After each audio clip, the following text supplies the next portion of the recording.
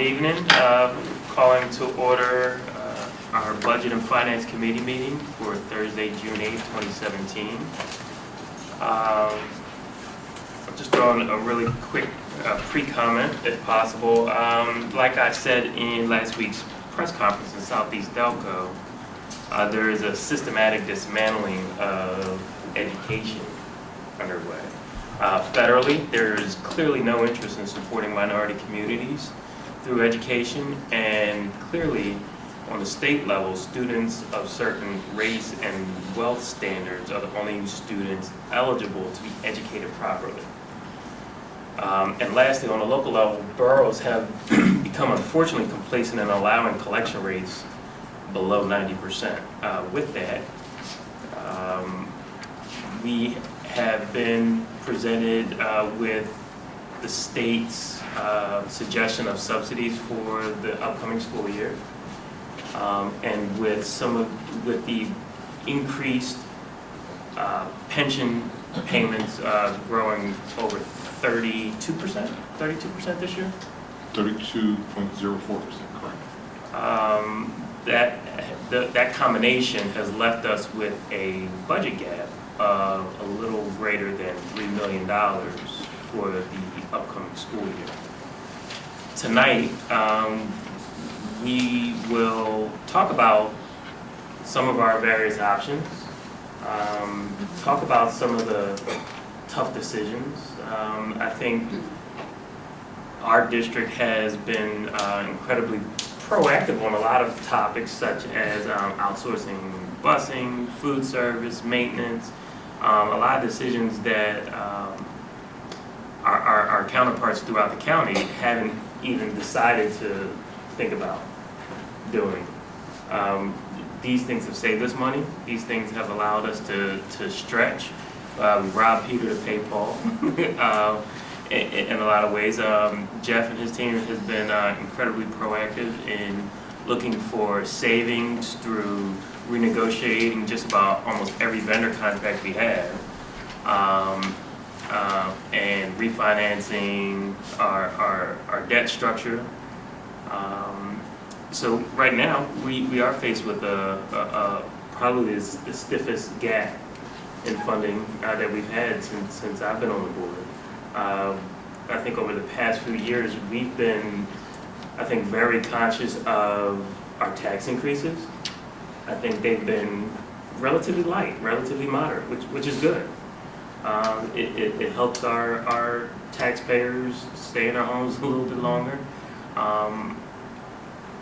But our tax rates are still high, are very high. We're the highest in the county. So taking all of those into account, we have last year's decision to go to about, what did we go, 1.7 last year? 1.5? 1.5%. 1.5% increase, and using what was left of our savings, which is our fund balance.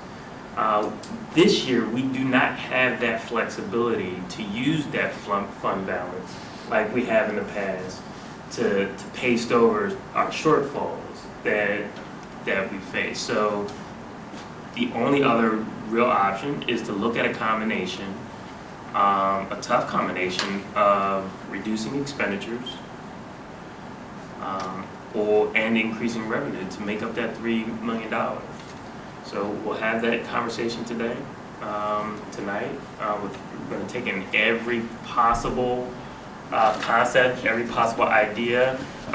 You'll see later on in Jeff's presentation where we're going to talk about almost every possible area to cut. These aren't suggestions, they're just the areas that we could possibly talk about. That's all it is. We met a few times over the past couple days to help quantify what those subject areas could cost in savings, and we're going to go through it. None of this is beautiful. None of this is light and happy, but it's our responsibility to close this funding gap. So that's what we will do tonight. Any questions before we get to Jeff? Yeah, I'd like to ask one. What is in our fund balance now? In our fund balance currently, we have approximately $900,000 but that $900,000 will be used to fund this year's difference, is what we have. So by year end, best case scenario, we'll end up at 0 this year. Is that $900,000, does that include the 3.2? Is that less than 3.2? Is it less 3.2? Well, take it backwards. Is it 2.4, 2.1 No. million? Or is No. it- Okay. So it really is like 4.1 is really the number that the 3.6. deficit is. 3.7. In a nutshell. So last year, we had planned to use $2.4 million. We had planned to have $2.4 million in fund balance available. Due to, I don't reckon, revenue that didn't come in for delinquent taxes last year, and for some expenses that increased last year, that 2.4 was dwindled down. But we had a couple reconciliations that came in this year that brought us back up to that 2.4 figure. So to make that 2.4 figure, that $900,000 will be utilized to bridge that gap for this current year, 16-17. Okay? So what I did here is, I'm sorry, did you have another question? No, I'm sorry, I'm writing numbers down. Okay. So what I did was I tried to break this up into 3 components to talk about tonight. I think the third component will be the longest discussion that we'll have tonight. First component, Rafi touched on, right, and you'll see here we have where it shows our proposed expenditures and our proposed revenue, which is a gap of approximately $3 million. This is what's there, and that Rafi had just discussed, and just touched on that. The next component down on the sheet is the major budget increases and decreases from the prior year. So let's start with the expenses. So the number one headliner there is going to be the salary. So we have an increase of approximately $1.1 million in salary increases. Medical is $319. Retirement is approximately another $1 million. Approved private schools are $300,000, and PCA costs, which are the one-on-ones for students, is another $200,000, which gives us a total of about $3 million increase off of the prior year.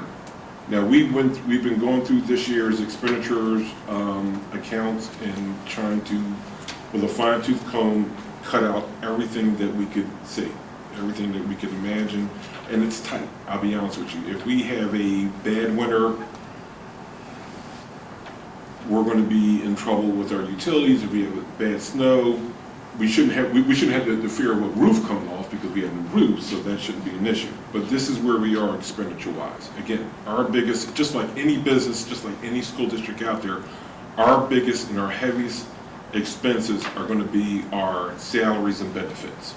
And that's typical. I mean, I gave the board a sheet about a month or 2 ago where it shows that I think we're approximately at 68% for salaries and benefits, which is typical for most businesses and most school districts. So on the other side is the revenue. And the biggest variable you're going to see here is we're probably going to get a nice increase in retirement because the way the retirement subsidy is calculated, we get a higher reimbursement on our aid ratio for new employees. So lately we've been rolling over and having a lot of new employees come on, which we benefit from that. Jeff, how much do we spend on retirement in this year's budget? We spent close to $10 million in retirement in this year's budget, in 16-17. In retirement? In retirement, Peasley's costs, correct. And just to footnote, retirement costs are state mandated. Years ago, there was a backlog of retirement costs. The governor mandated that we accelerate, all school districts accelerate those payments to catch up what they had underfunded for a number of years. So that's why there's such a high increase in pension costs for all school districts across the state. And our increase this year happens to be a little over $1 million. Right, so just to give you some clarity on what it is, so let's go back about 7-8 years, maybe a little bit longer. The contribution rate for PESAs was roughly at 4% or 7%. So there have been these gargantuan increases annually over the last 7 to 8 years. So currently, for the 17-18 school year, the increase is up to 32%.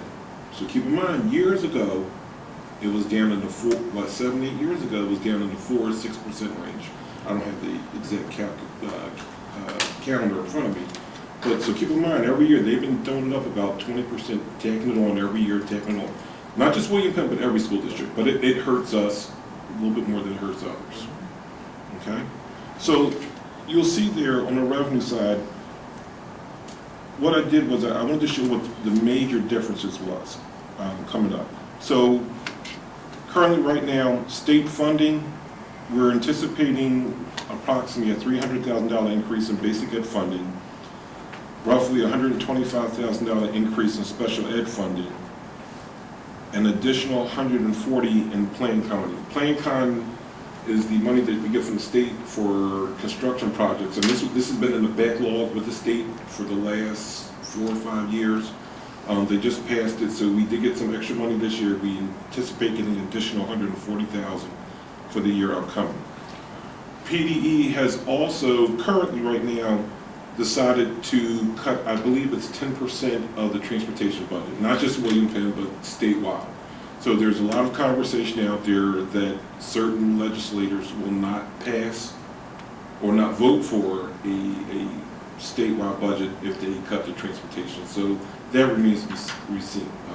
We'll know closer the closer we get to June 30th.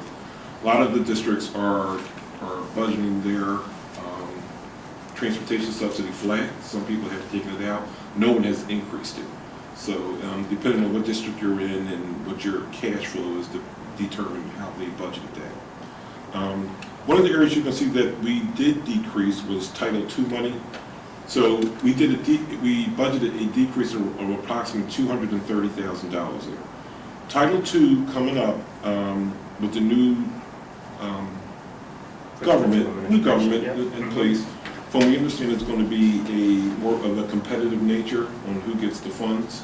So right now, we reduced what we had in there from prior years. We don't exactly know whether or not we'll be one of the districts that get it or not. If we do get it, great, we have it budgeted. If we do not receive it, we're going to curtail the spending that we allocated for Title II, which is professional development. So we have that in, but we did budget a reduction there for Title II.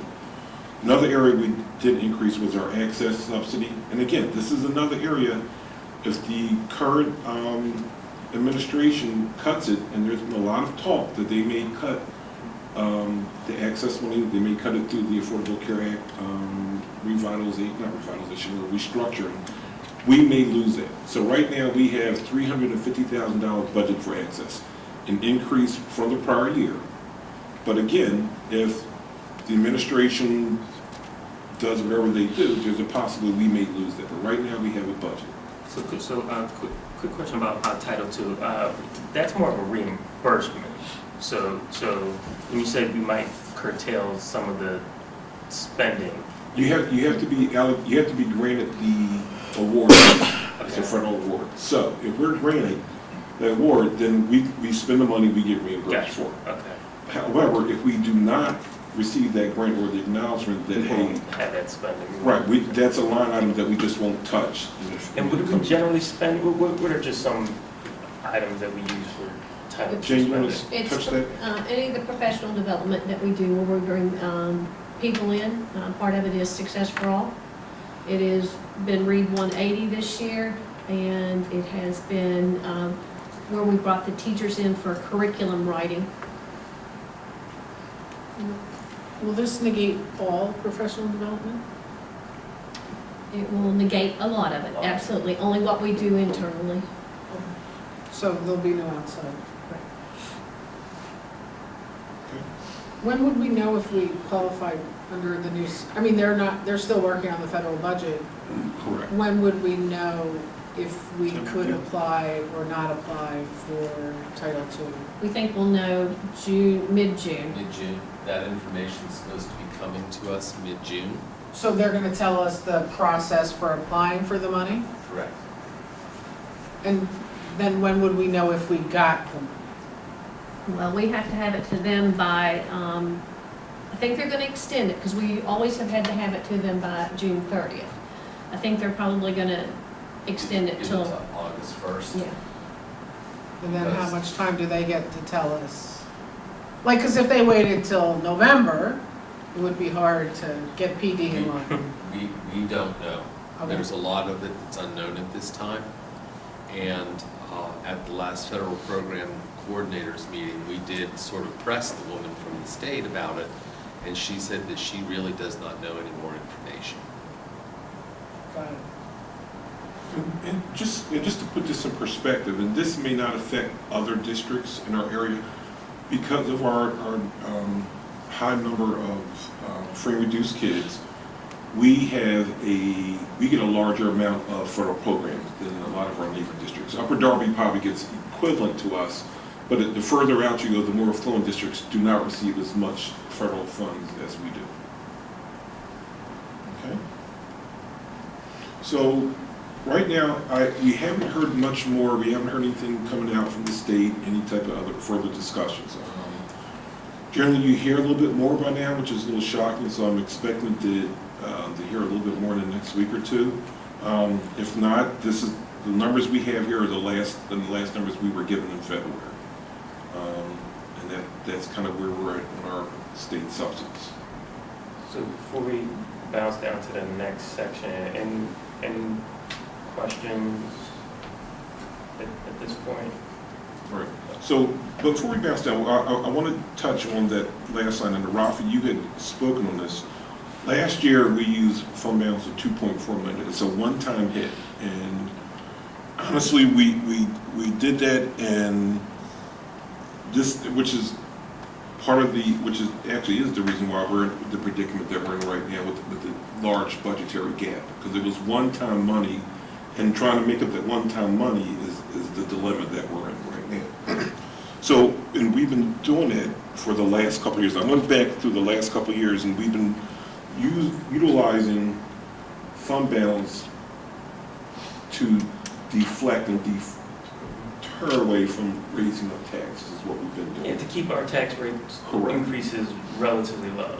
Right. Yeah. So that's where we're at right now, and that's why, because again, last year we did not receive a large amount of delinquent taxes last year. That was one of the areas in this year's budget that we reduced, because we did not receive the funding of delinquent taxes that we had received in the past.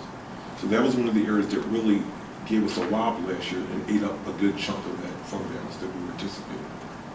Okay. Jeff, I'm sorry, how much fund balance did we use in 15-16? You know, in 16-17? So in 15-16, we had budgeted to use $3.5 million in fund balance. We didn't utilize it all, and that's when it trickled down, and then the following years we said we would use 2.4 million.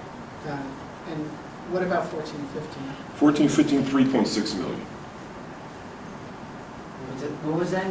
3.6.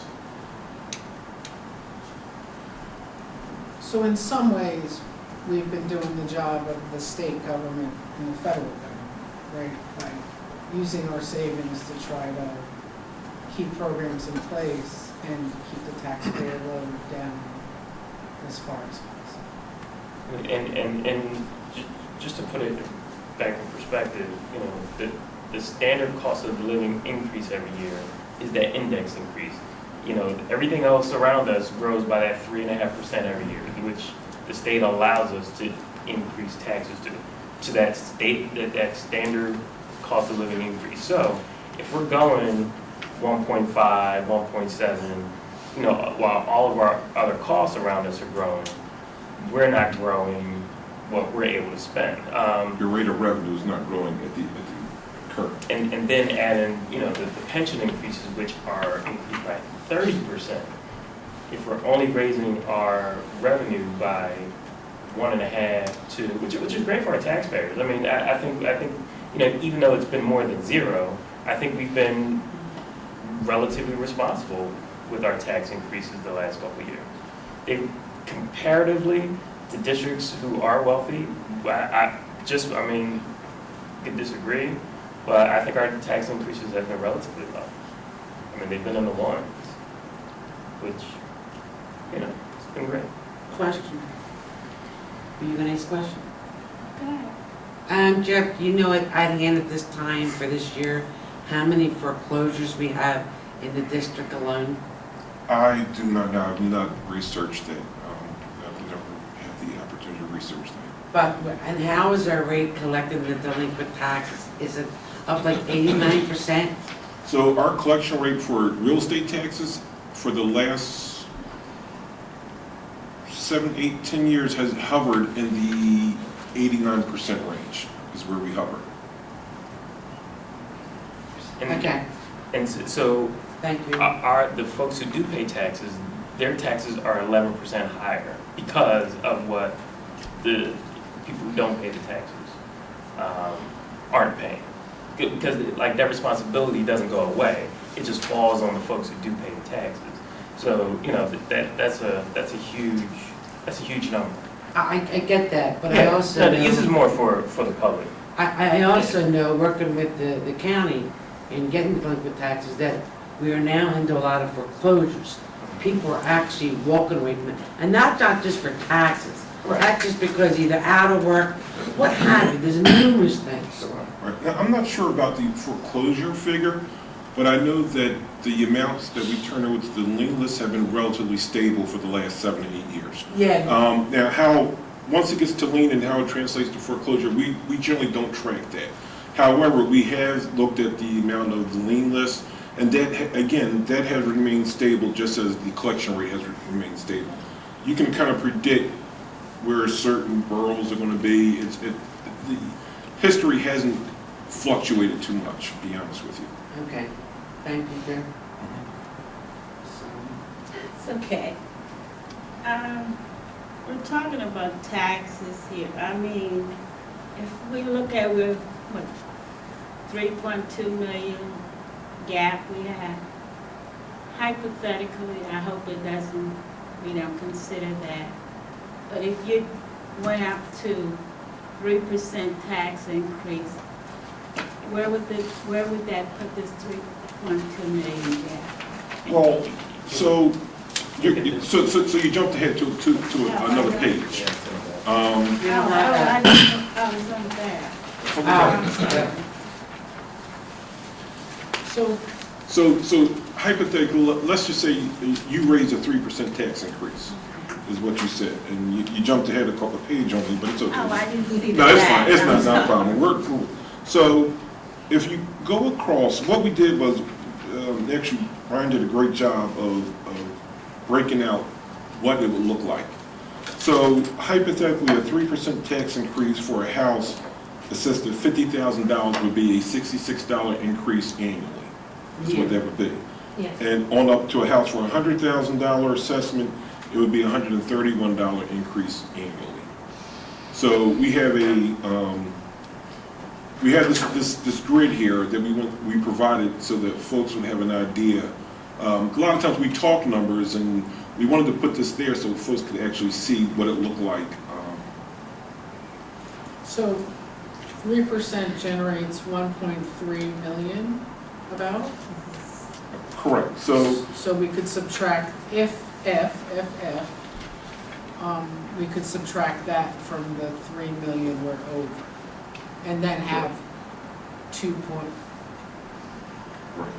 So that 1.7 million. $1.7 million gap is what you have. So another quick question, Brian might have this. Do we know what the average assessed value district-wide is? Years ago, Brian, do you have? So years ago, they used to hover in between $75,000 to $100,000 was the average household assessment. I mean, but we have houses that are on the Right. high end. We have houses, but I think the majority of them are in that $75,000 to $100,000 range. Thank you. Okay. where is the majority of them at? Like, if you say the majority of the houses are assessed at 75 up, are they mostly in Yaden, East Lansing, Alden, or what have you?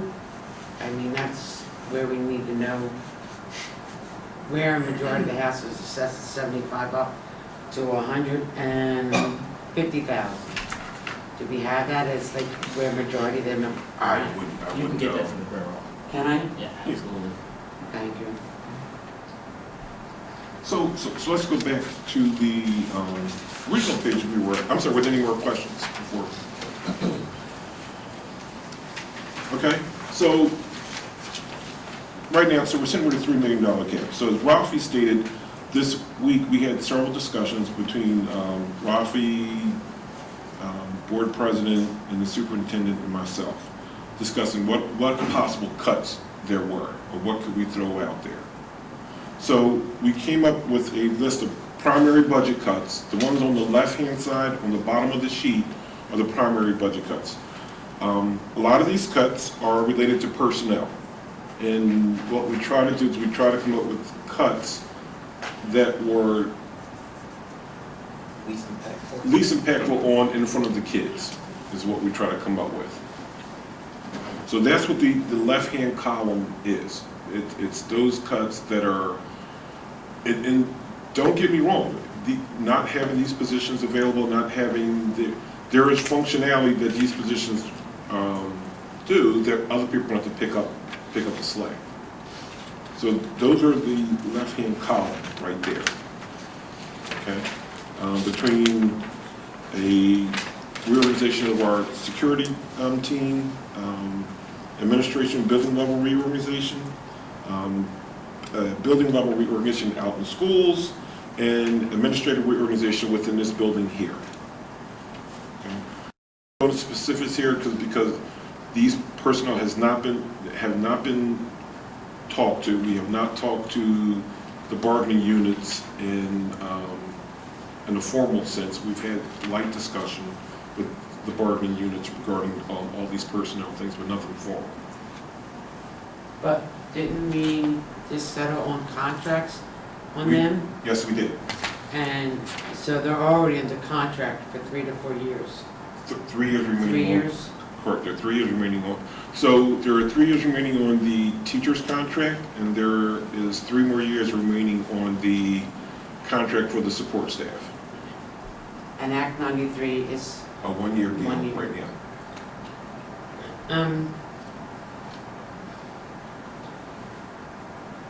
I see on the secondary budget savings, Chromebooks.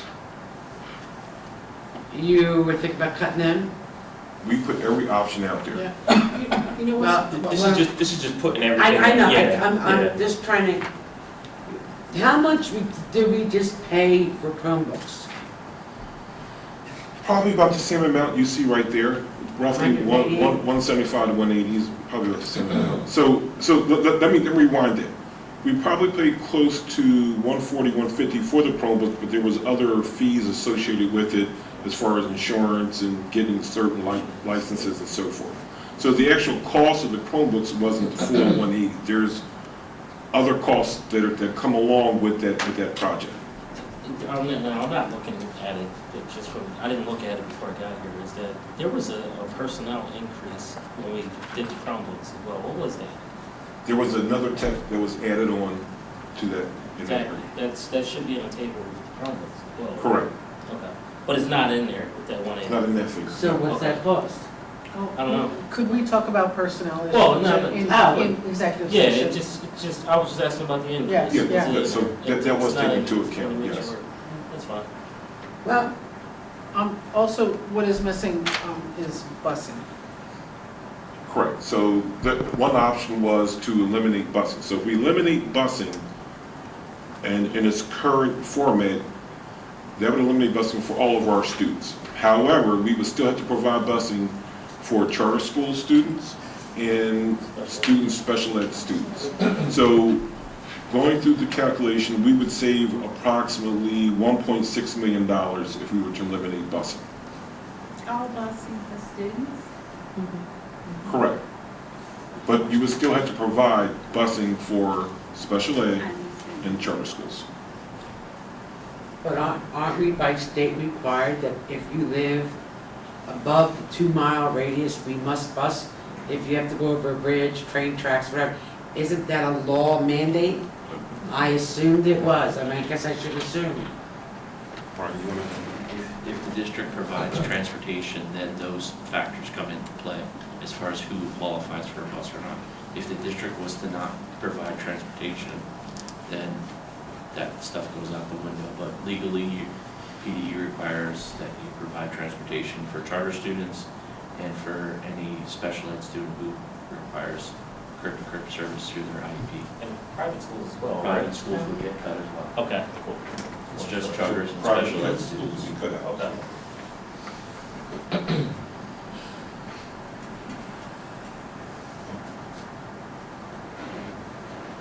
I mean, these are not pretty options, these are not glamorous options by any stretch whatsoever. But, I mean, this is the reality of where we're at. This is the product of, unfortunately, of using one-time funds to balance our budget. And can I speak freely? So I know some people say I speak too much, and I'm sorry, but when I'm a committee, I need to know more, and I tend to ask some questions. We just settled like 4 different contracts. We know we're hurting, we're in the hole. Why did we settle contracts that are not truth that we give the salary increases that we do, knowing that we are hurting from the beginning? You follow me, at? I mean, we gave some increases for, you know, the IAs, the teacher's contract, Act 93, what have you. If we know we're so much in a hole, can't we negotiate before we settle that, listen, this is how bad we are. We're not getting the money from the state and legislators as it is. How can we give raises when we then don't have it? And if we don't have it, I'm sure the taxpayers who don't make 100-some thousand or whatever year, the average family in my municipality that I checked in is $60,000 a year, and that's working pay to pay.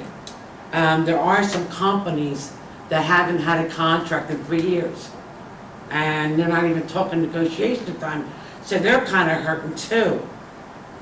Did we ever sit down with our staff and our Act 93 teachers, IAs, and say, listen, this is where we at? I don't want to have to cut. I mean, one year we cut ladies that work in the cafeteria for $10 an hour. They got no sick time, no vacation time, no nothing. But they're there to clean up the cafeteria at $10 an hour. Now, I see the cuts you want to make, and I don't feel the busing. That's sad that we kept the bus charter kids, especially I'd be at cut our kids by the throat when my tax dollars is paying the bus John, Tom, Dick, and Harry. I find that very upsetting. And we don't know what we're going to get. You talk here, the SSOs. What are you talking about in regards to cutting there? You have one here. That's a more of a personnel, Yeah, talk. I'm sorry, what, bro? We had to go on personnel for that one. Can't talk Oh, about that. okay, all right. I'm just a little concerned because we just settled 3 to 4 major contracts. And I think we could have gone to the negotiation table and said, listen, this is where we're at. And this is, would you be willing to take this amount until we get more funding? I think we tried that with the IAs and it was voted down. The IAs voted it down? Yeah, remember we Trying to outsource went it.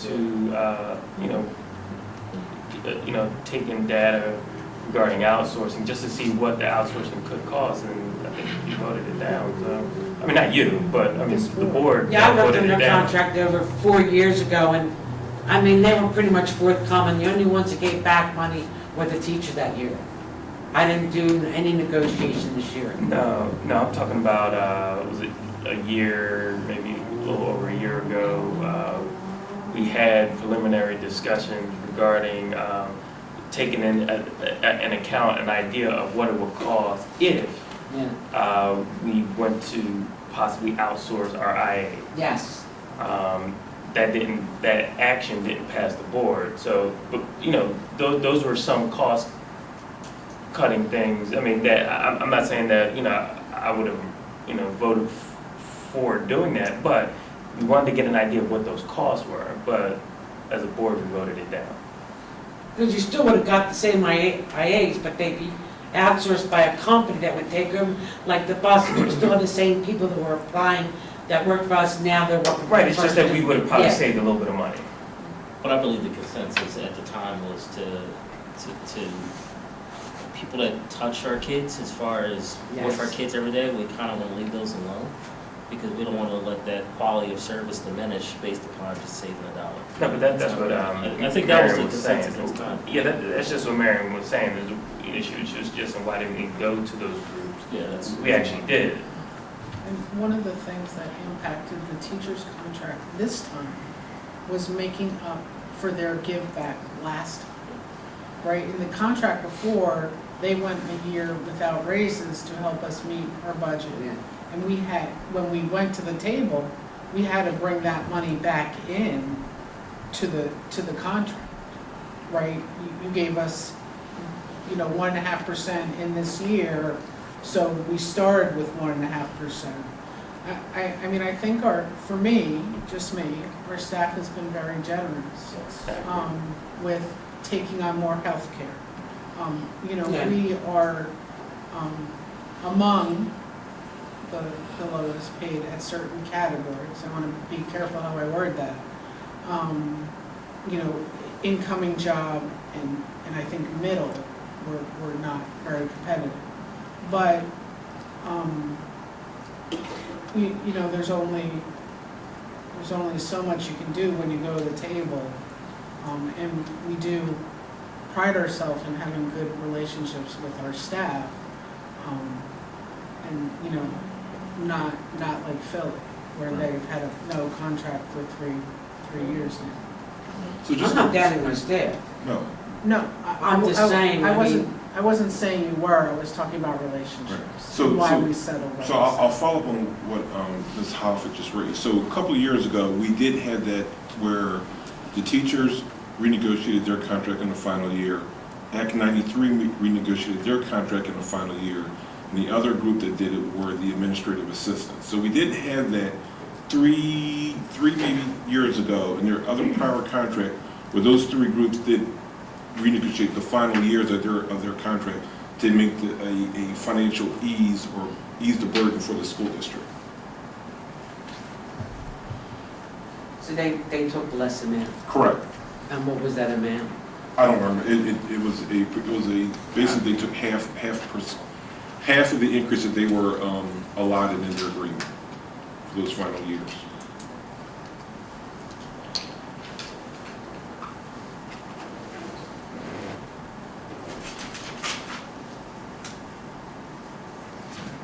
Well, these cuts are that you have written down, they're not solid cuts. They're just a proposal for this point. If these cuts were made, hypothetically, how much money it would generate in saving to match in our fund balance of $900,000. So hypothetically, the primary budget cuts would save you approximately $1.5 million. 1.2, 1.5. So that's. I'm not agreeing to I'm just. No, Just no, general- it's, That's the I mean, primary cuts. Just the primary cuts. the primary cuts are approximate. But we wanted to show you what this looked like. Well, I didn't hear what you said. No, I was just saying, just want to make sure you understand. So if we're 3 million short, and we subtract out the primaries, that's 1.2 million. And a tax increase of 3, I'm not saying we're doing it, would be 1.6. One. Sorry. 1.3, sorry. I was dreaming, I guess. So that makes us short $500,000, correct?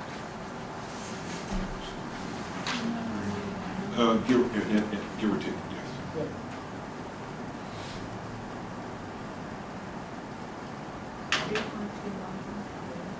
Right?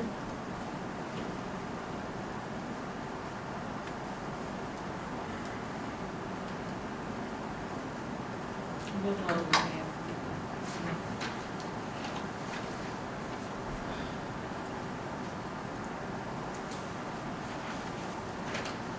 So, next steps?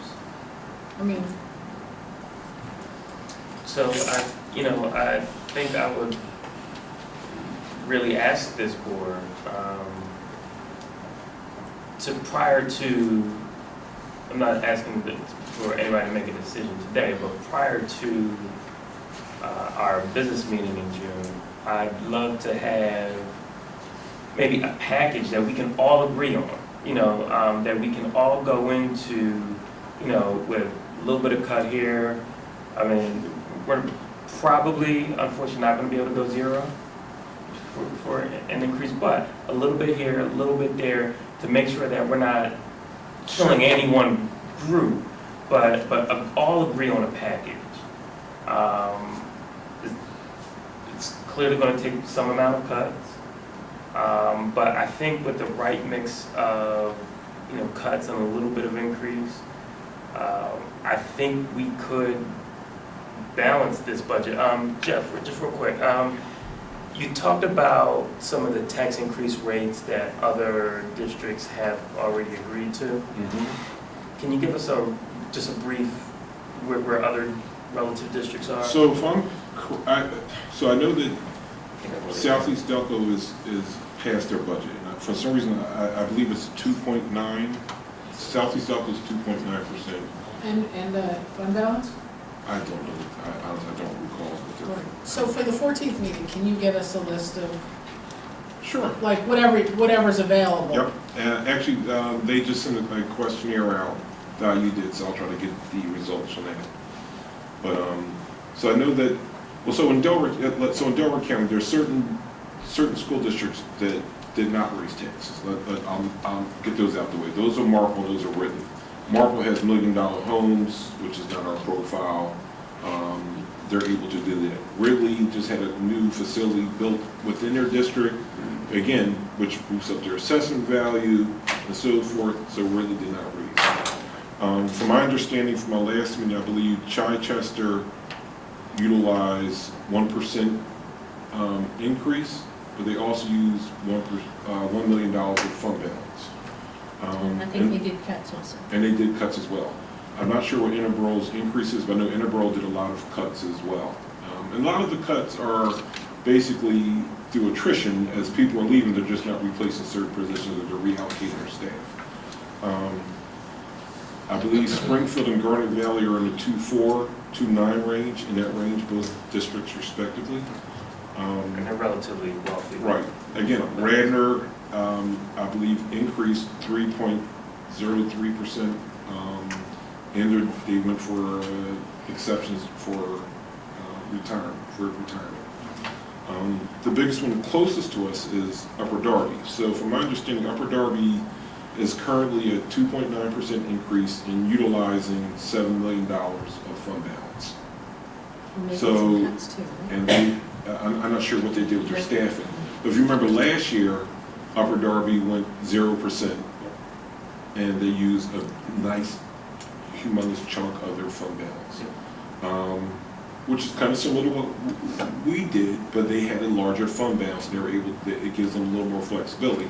But I think what you're going to find, I think Upper Darby, and I don't want to speak openly about someone else, but I think eventually, as we're looking at right now, utilizing all your fund balance is not a good, in the long run. At some point, we have to, even though you're going to use fund balance, you have to increase and stay up with the cost of inflation and everything else.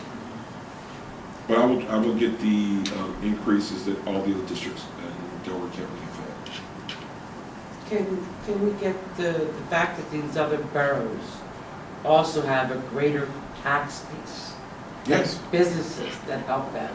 We don't have that. At all. Correct. Okay, and that's the problem, the big issue. We're not fair funded like other schools are, and that's another issue. Correct. But yet we're the poorest district in here, other than Southeast Delco and what have you. You're 100% correct, and this is the basis for the lawsuit that we're in. You're 100% correct, Mr. I think we should get more funding for the fact that we don't have the tax base and that we are the poorest, supposing in the district. Right, and that's, like you said, that's the whole basis of the fair funding lawsuit that we're in. Right, and that's about the fair funding formula that the legislators passed last year, that only 6% of the total educational dollars are going through. So they And that's across said, the board, that's not to us. so they said, hey, you know, we want to make this formula because it's not fair, and now we're not using the formula.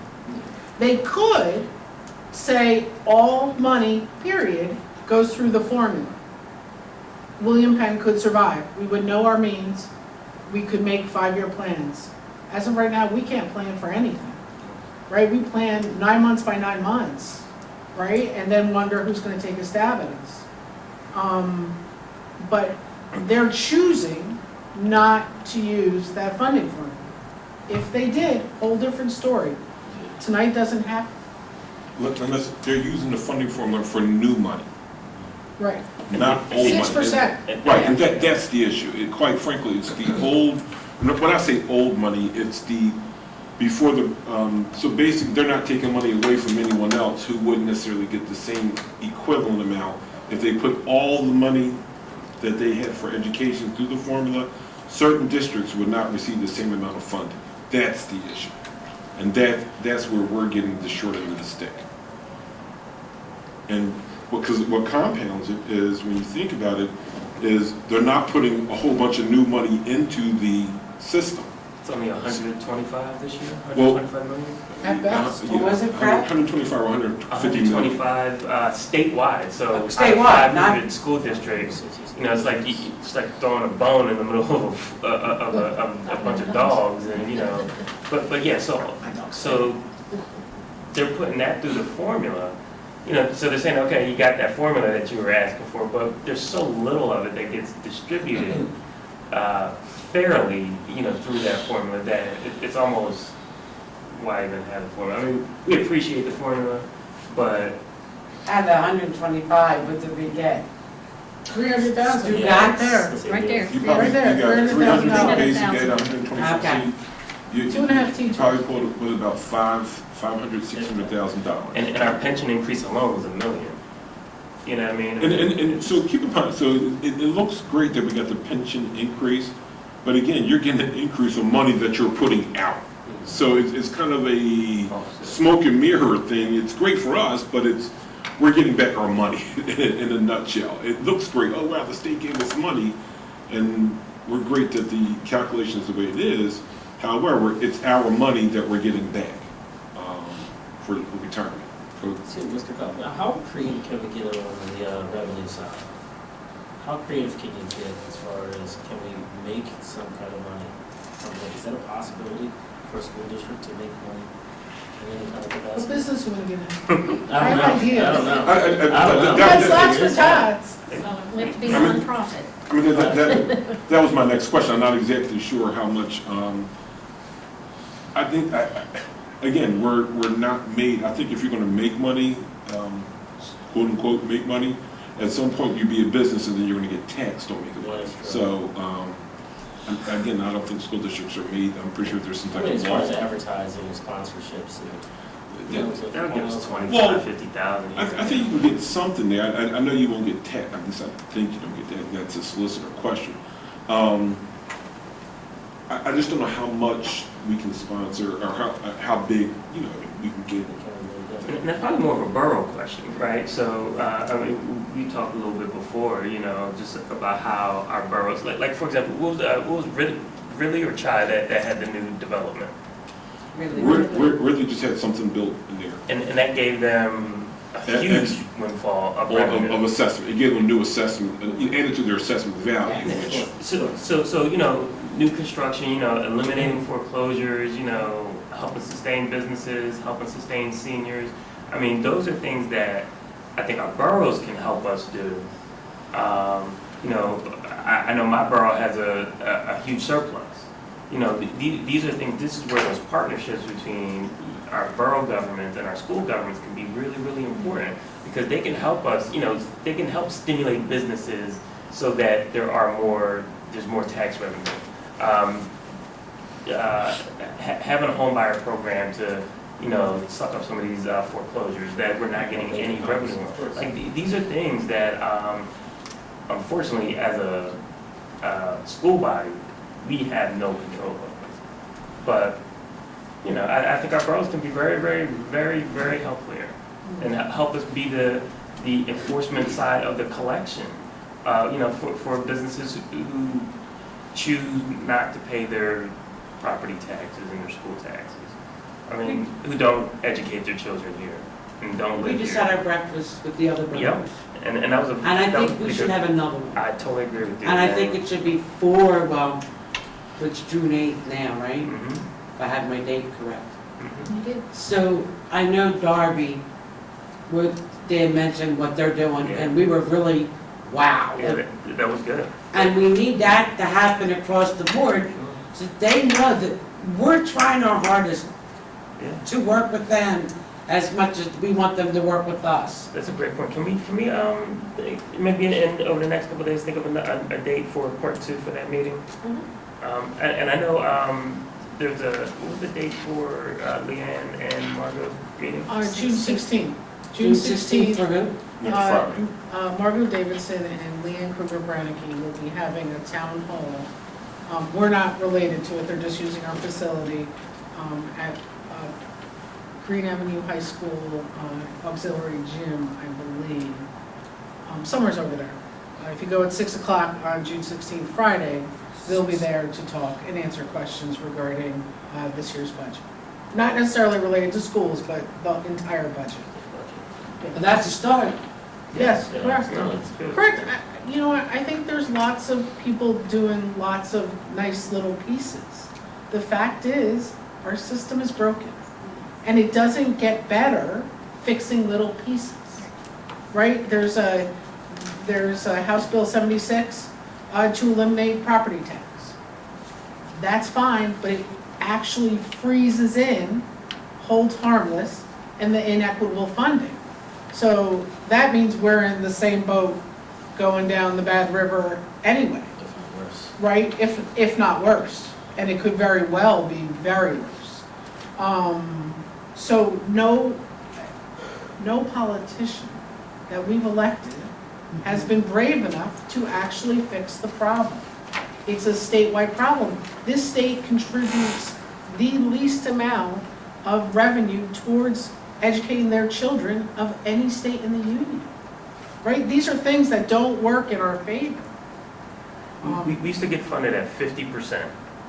25 years ago, the state used to contribute 50% to our revenue every year.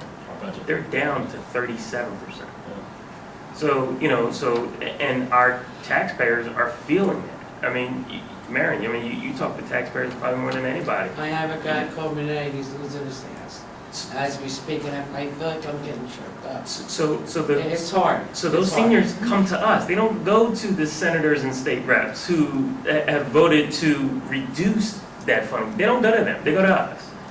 And we're the lightning rod because if we increase taxes by 1.5%, we get dinged. But the folks who decided to reduce those subsidies just get reelected. I think the next breakfast we have, we should fight some of our legislators at that breakfast to hear. I mean, with Darby, I don't want to use the term fight, I just think. No, not fight. Yeah. have them come sit in the breakfast and chew the fat and hear what we need. I think they really need to sit in and meet with us, one-on-one. Yeah, Marion, I wish I thought that would work, and I'm open to doing it. But the truth is that our 50,000 citizens need to call up their legislator and complain about this. Because the 9 of us, I bet that every one of us has a legislator on their phone. I faxed everyone, and you're getting faxed every day because that's how upset I am. Right. But the 9 of us don't make an impact. 20,000? But our citizens are so frustrated that think that the politicians aren't listening, that they won't make the call either. So, if you're listening to this, the request is pick up the phone and call your legislator. Call one. Call Anyone. one. call one the next day, do something, because yelling at us, we're just at the raw end of the deal, right? We're volunteers elected, and we, institute the tax increase. We are doing the work that the politicians refuse to do. That's not right. It should be opposite. We don't need to be in opposite land forever in Pennsylvania. And my fear is, so we are the beginning of the problem. When someone like Upper Darby falls with 12,500 students, then someone's gonna be paying attention. It may be too late for us, and that's the problem. What was that, Rose Tree Media that spoke? Jim at the- Ligo. Yeah, I mean, he said now they're feeling it. And when the wealthy, read the articles in the Spirit and the Delta Times, they're great articles. He said when they start feeling it, when the wealthy districts are feeling it too, he can only imagine, how we've kind of skated by this long. We've done some juggling. Jeff has really done a wizardly job. But, unfortunately, we can't be wizards for long. And now when the wealthy districts are starting to see the same problems that we have, it's only then that, votes are gonna change. Statewide. But we have power too, and we don't use our power, right? We have 50,000 citizens. If they were all calling our representatives, Joanna, Margot, and Jamie, all the time, this might look a little different. But we're so frustrated, and I understand completely, that we don't make that call. And we have to make that call. Okay. This meeting here, we have another, Budget and Finance meeting on the. Next Wednesday. Next Wednesday. Next Wednesday. And I'm looking out in the audience, and where are our taxpayers? These are the ones, we're only part of the equation. Yep. They need to be here, so how do we get back this critical information to them before June business meeting when we're gonna decide if there's a tax increase or not? You raised a great point. So I think two things are gonna happen, to be honest with you. I think number one, the fact that it's being videotaped now, this will be broadcast. I think the word of the mouth will start spreading very quickly, and I think next week you'll probably have that. And it's typical. We've seen it here, and those of us who've been here for years have seen it, that June, this one gets swamped. So that's one piece of it. The other piece of it is we have a communication coming out from the superintendent's office that will somewhat explain what we did tonight. That will be going out, Jane, I'm not sure what the. We are going to get it in with report cards that we're mailing out, and then we're also going to mail it out to every element in the, we don't mail elementary report cards. We'll mail these to elementary. So, and it'll be up on our webpage. We're going to put it in the libraries. As will this. Oh, yes, And without question, or yes. whatever churches are willing to distribute it We're going to distribute to the girls as well. to. Yes.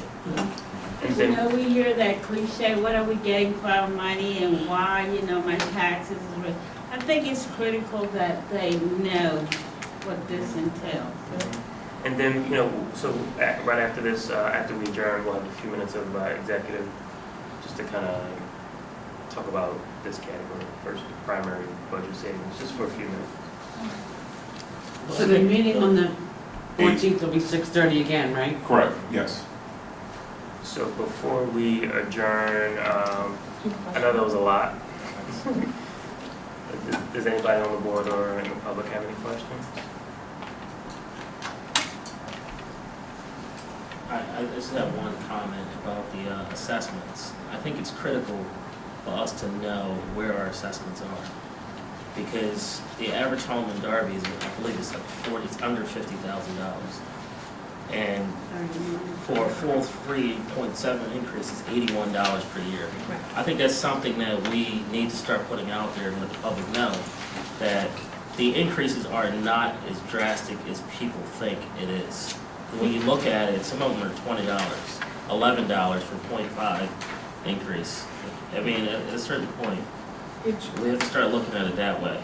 So, let us, and I'm not sure. that's good news to Darby. It's not Sure, so sure, good but news if to you other look at, I mean, communities. if you go to 0.5 increase, $33 or $150 assessed. There's not a lot of homes in any of our municipalities that assess for 150. That's just a fact. Brian, is it in the software at all? The assessed value that we can I'm not sure if it's there or Is not. there a way to filter the Yeah. I range? think so. Let us look Yeah, at that I'm tomorrow and curious see to what we see. can come up with. People don't know what the real increase is, because when I tell people in Darby, they're like, wait, you're here for $20. Right. It's- For the year? And you, The entire so, year. so let's see if we Even can at- research that. Even at 3 and 66, right? 66 divided by 12 at 50,000 is $5 a month. Absolutely, that's where I think we need to start Yeah. telling the public that's really what it is. And you raised, and that's why we wanted to put that document there, so that folks would have they can look at it and say, okay, wait a minute, where do I fall? Hey, this is where I am? Okay, and for some, it will be whoa, more than what I expected. For some folks, will be, just like you said, wait a minute, is this where we're at? Some folks can't, quite frankly, and some folks will say, you know what? Okay, I understand it's reasonable, you know, I mean, and you never want to get in anyone else's pocket, but you have to, and I think that will help the average person get a clearer understanding of where they fall. Yeah, but when they hear 3.7, they hear 3.7, they're thinking 3.7 times what they already have. And that's not the case. Right, exactly. And that's. You raised a good point, yeah. So, if no other questions from the public, we're going to jump into executive session for a few minutes, and we really, really, really appreciate you attending tonight. Thank you. Tell your friends, come back next Wednesday. Thank you.